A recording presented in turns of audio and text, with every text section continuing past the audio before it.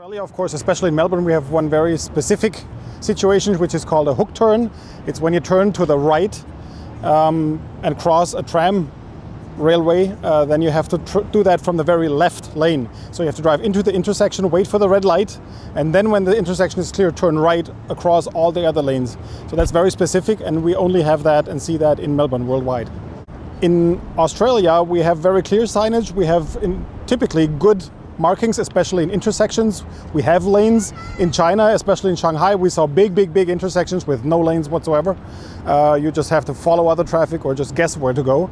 And we don't have that many confusing signs where you don't really know what is meant and for what times it is. We have some specific signs like pedestrian crossings or the typical kangaroo wombat crossing, of course, in the countryside. But they're quite usual, but we're very happy to see them, and we expect to see, and we did see already, some signs that we didn't think about so far. Well, in Australia we have infrastructure that is typically on the motorways very good.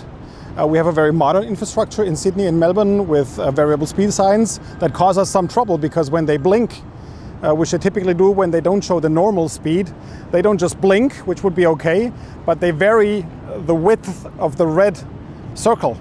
And that is very difficult for our camera to see.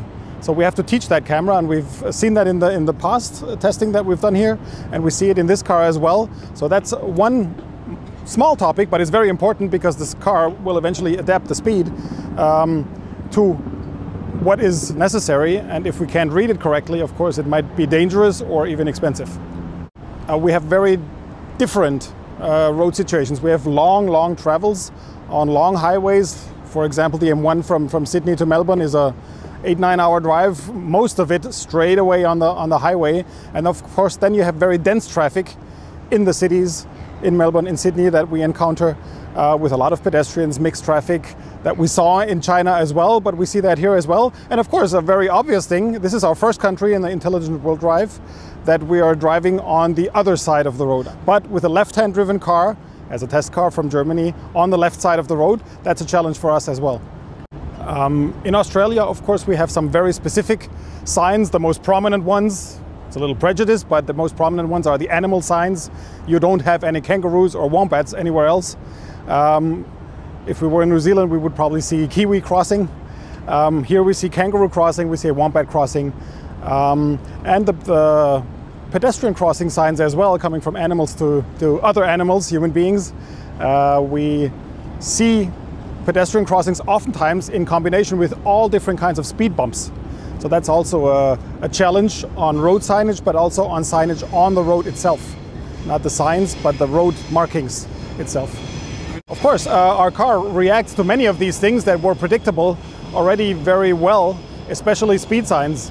We've known since, let's say, early this year that the variable speed signs are a topic. We're trying to teach our camera. We're getting better. We're not there yet.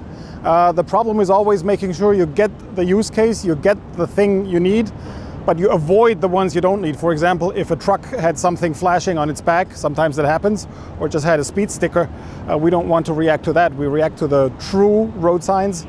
So yes, we're doing quite well with the speed signs. We're doing very well with speed reductions. We're doing very well with no passing zones. But there's still a way to go, especially with the variable speed signs. In our global effort to do R&D worldwide, we have very good partners here in Australia, especially our colleagues based in Melbourne. They help us very much. We have a car running here since earlier this year, and we have very valuable data that we can use for further development of our assistance systems, and we're very happy with that. And I hope we can keep that focus also on the Australian market and Australian colleagues, because this is a very innovation-friendly market. People yearn for cars, and it's a very interesting market for us because it's a very smooth traffic with very low high speeds, which helps us on a technical basis because all the traffic is very fluent and not very high differential speeds. So it makes some things easier for us.